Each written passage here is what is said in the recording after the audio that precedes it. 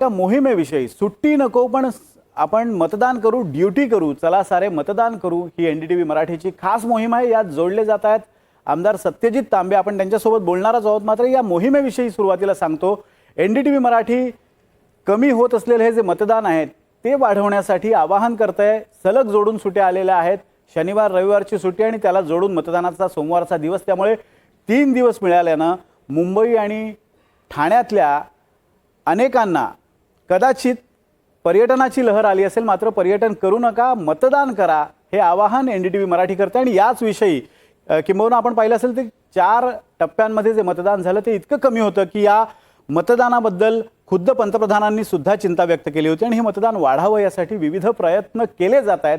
यापैकी एक प्रयत्न म्हणजे सत्यजित तांबे हे आपल्यासोबत जोडले गेलेले आहेत। त्यांनी सुद्धा एक प्रयत्न केला आहे की हे मतदान वाढावं आणि त्यांचा नेमका प्रयत्न काय आहे हे आपण पाहणार आहोत। त्याचबरोबर मतदान वाढवण्यासाठी काय काय गोष्टी करता येतील या संदर्भातल्या सुद्धा आपल्याला बातम्या पाहिजेत। सत्यजित तांबेंकडे आपण थेट जाऊयात। सत्यजितजी, स्वागत आहे पुन्हा एकदा तुमचं एनडीटीव्ही मराठीमध्ये। खरं तर 2च दिवसांपूर्वी आपण या संदर्भात बोललो होतो, मात्र एनडीटीव्ही मराठीने एक मोहीम छेडलेली आहे की वीकेंड आहे, लॉंग वीकेंड आहे, शनिवार रविवार 2 दिवस सुट्ट्या आहेत आणि त्यानंतर मतदानाचा दिवस आहे। साधारण टेंडन्सी अशी असते की 3 सलग सुट्ट्या आहे आणि मुंबईकर तसेही मुंबईत राहायला कंटाळलेले असतात आणि जवळची जी पर्यटन स्थळं आहेत ती या दिवसांमध्ये फुल होतात आणि हीच बाब हेरून आम्ही ही मोहीम हाती घेतलेली आहे। खरं तर तुमच्या प्रयत्नांविषयी अगोदर जाणून घ्यायला आवडेल की तुम्ही मतदान वाढावं यासाठी नेमके काय प्रयत्न केलेत?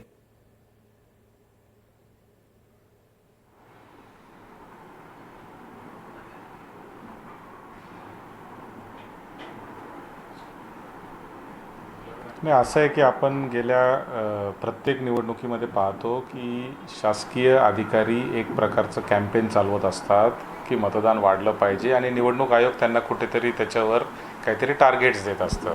त्याचबरोबर सामाजिक संस्था देखील अनेक येतात आणि सांगतात की मतदान वाढलं पाहिजे। पण असं असतानाही मतदान वाढत का नाही आहे हा खरा तर आपल्या सगळ्यांच्या दृष्टीने एक चिंतेचा विषय आहे। याच्यामध्ये एक ह्या 2024च्या निवडणुकीत जी आपल्याला लक्षात महासातत्याने कमी आपल्याला दिसते आहे। तर मग महाराष्ट्रामध्ये ही उदासीनता का वाढलेली आहे किंवा महाराष्ट्रात मतदान कमी का होतंय याचाही विचार आपण सगळ्यांनी खरं तर केला पाहिजे।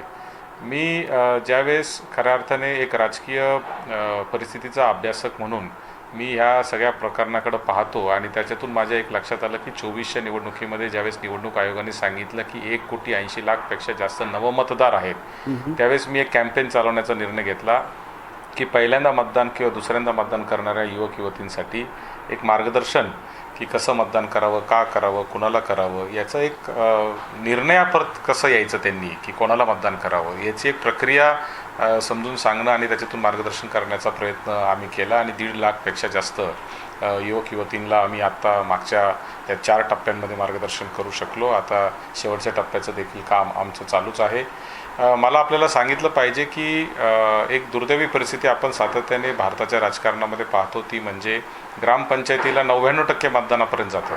अगदी आमच्या ग्रामीण भागात असं म्हणलं जातं की मयताचं सुद्धा मतदान ग्रामपंचायतीला होतं, म्हणजे जो मृत्यू पावलेला आहे त्याचं सुद्धा मतदान घडून आणण्याची किमया हे काही ग्रामपंचायतीच्या निवडणुकीमध्ये केली जाते।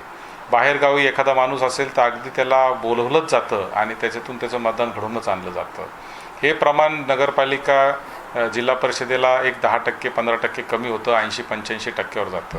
ते मतदान विधानसभेला 60-65 70% जातं आणि ते मतदान लोकसभेला अगदीच 55-60% 50% येतं।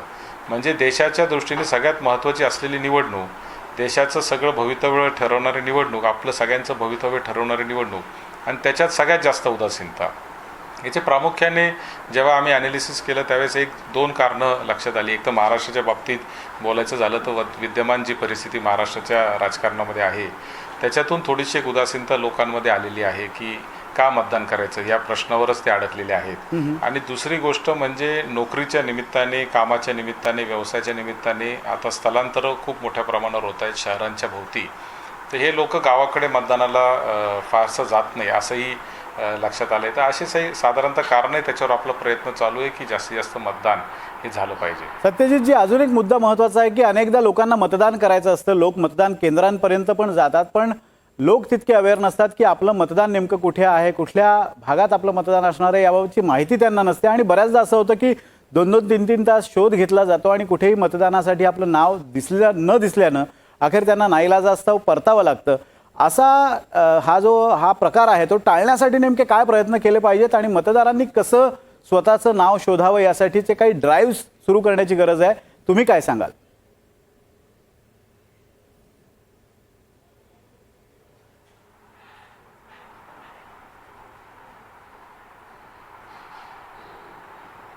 नाही, ड्राईव्ह तर करावा लागेलच, तो काय मुद्दा नाही. सगळ्याच राजकीय पक्षांचे जे कार्यकर्ते असतात ते घरोघर स्लीप वाटण्याचा प्रयत्न करतात आणि त्याच्यातून मतदारापर्यंत पोहोचवण्याचा प्रयत्न करतात की आपलं मतदान कुठं आहे किंवा काय आहे. याच्यात एक मला खरं तर सरकारला हे निवडणूक झाल्यानंतर विनंती करायची, निवडणूक आयोगाला विनंती करायची की तंत्रज्ञानाचा वापर करून जो मनुष्य, जो युवक किंवा युवती 18 वर्षाचा होतो त्याचं नाव नोंदणी करण्याची आवश्यकता असली नाही पाहिजे. तर त्याचं नाव आपोआप मतदार यादीमध्ये आलं पाहिजे. कारण तुमच्याकडे आधार कार्डचा डेटा आता आहे, तुमच्याकडे जन्मतारखा आहेत, त्या सगळ्या तुम्ही लिंक केलेल्या आहेत. तर मग परत नाव नोंदणी करण्याची गरज काय? ते सरळ सरळ नाव नोंदणी झाली पाहिजे. सरळ सरळ आजकाल आपण पाहतो की इतके मोठे मोठे चांगले ॲप आपण काढले, DG यात्रा सारखे असतील, DG लॉकर सारखे असतील, किंवा आधार आपण लिंक करण्याची सगळी मोठी प्रोसेस आपण या ठिकाणी बँक अकाउंटचं सगळ्यांना आधार लिंक केलेलं आहे. तर या आधारच्या माध्यमातून जर वोटर ID आणि आधार यांचं जर लिंकेज आपण मोठ्या प्रमाणावर आता करण्याचं काम निवडणूक आयोगाने केलंय. हे जर झालं तर मला असं वाटतं की हा संभ्रम जो आहे लोकांचा हा होणार नाही. आता मी स्वतः मतदान करण्याच्या दिवशी ज्यावेळेस गेलो त्यावेळेस मी पाहिलं की मतदाराच्या यादी जी लाईन आहे, जी रांग लागलेली आहे ती भली मोठी रांग लागलेली आहे आणि रांगेमध्ये लोकांना 1-1 तास थांबावं लागतंय. 1-1 तास जेव्हा लोकांना थांबावं लागतं तेव्हा ती रांग बघूनच 2-4% लोक जे आहेत ते परत जाताना मी पाहिलेले आहेत. त्याच्यामुळे मला असं वाटतं की याच्यावर देखील निवडणूक आयोगाने काम करणं गरजेचं आहे की आलेला माणूस जो आहे तो एक 10 ते 15 मिनिटामध्ये 20 मिनिटामध्ये मोकळा झाला पाहिजे आणि तो परत बाहेर पडू शकला पाहिजे. ह्याची एक यंत्रणा जर आता शेवटच्या टप्प्यात 20 तारखेला होणाऱ्या मतदानात जर काही करू शकले तर मला, कारण नेमकं आता शहरी पट्ट्यातच मतदान आलेले आहे, म्हणजे मुंबई असेल, नाशिक असेल, शहरी पट्ट्यांमध्ये मतदान आहे.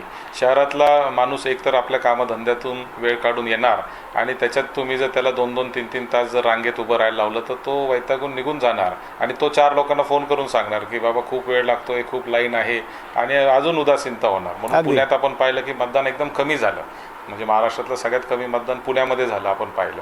तर मुंबईतही ती मला भीती वाटते की नाशिकमध्ये मला भीती वाटते की मतदान कमी होईल. तर तो प्रयत्न देखील निवडणूक आयोगाने केला पाहिजे असं मला वाटतं. अगदी एक शेवटचा प्रश्न असा आहे की तुम्ही म्हणताय की आधार आणि पॅन बरोबर लिंक केलं पाहिजे किंवा इतर सवलती दिल्या पाहिजेत, पण सक्तीच्या मतदानाबद्दल सुद्धा अनेकदा सूर ऐकायला मिळतो. आपल्याला वाटतं का की सक्तीचं मतदान जर आपल्याकडे ठेवलं तर ही सगळी परिस्थिती सुधारेल?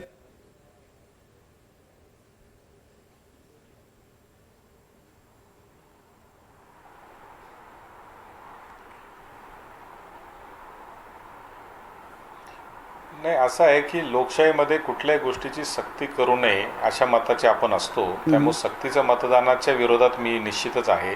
मात्र ज्याला मतदान करायचं आहे मग तो जगाच्या पाठीवर कुठेही असला तरी त्याला मतदान करण्याची मुभा तिथल्या तिथे उपलब्ध करून देण्याचं तंत्रज्ञानाच्या माध्यमातून जर आपण सोय केली, जसं अमेरिकेमध्ये, UK आपण पाहतो की प्रॉक्सी वोटिंग नावाचा एक प्रकार आहे.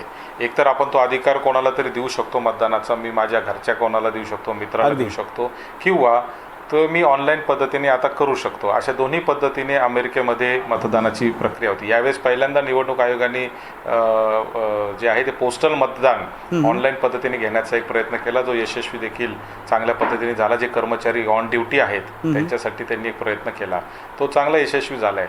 तसं पाहिलं तर मागच्या 30-35 वर्षात आपल्या निवडणूक आयोगाने खूप चांगली प्रगती आपण केलेली आहे. आदर्श आचारसंहिता आपली अंमलात आली, नंतर EVM मशीन आले, VVPAT आले, आता ऑनलाईन आणि प्रॉक्सी वोटिंगकडे जर आपण गेलो तर मुंबईत जो नोकरीच्या निमित्ताने राहतोय त्याला गावाकडे जाण्याची आवश्यकता नाही, तो मुंबईतल्या मुंबईत मतदान करू जर शकला. अशी जर काही सिस्टीम आपल्याला उभी करता आली तर निश्चितच मताचा टक्का वाढल्याशिवाय राहणार नाही. अगदी सत्यजितजी, तुम्ही या सगळ्या चर्चेबद्दल तुमचे धन्यवाद. आपण पाहतोय की सत्यजित तांबे त्यांनी काही उपाय सुचवलेले आहेत मतदानाचा टक्का वाढण्यासाठी. प्रॉक्सी वोटिंग, जसं अमेरिकेत आपला मतदानाचा हक्क एखाद्याला दिला जाऊ शकतो तशाच स्वरूपाची काही तरतूद आपल्याकडे झाली तर कदाचित हे मतदान वाढू शकेल आणि याचा नक्कीच निवडणूक आयोगाने विचार केला पाहिजे. अगदी मतपत्रिकांवरनं आपण आता EVM मशीन्सवर आलेलो आहोत, तर कदाचित पुढचं पाऊल हे ऑनलाईन वोटिंग असं सुद्धा असेल आणि त्यासाठी नक्की प्रयत्न होण्याची गरज आहे. एक छोटासा ब्रेक घेणार आहे. ब्रेकनंतर काही महत्त्वाच्या बातम्या आपल्याला पाहायच्यात. मात्र बघत रहा NDTV मराठी.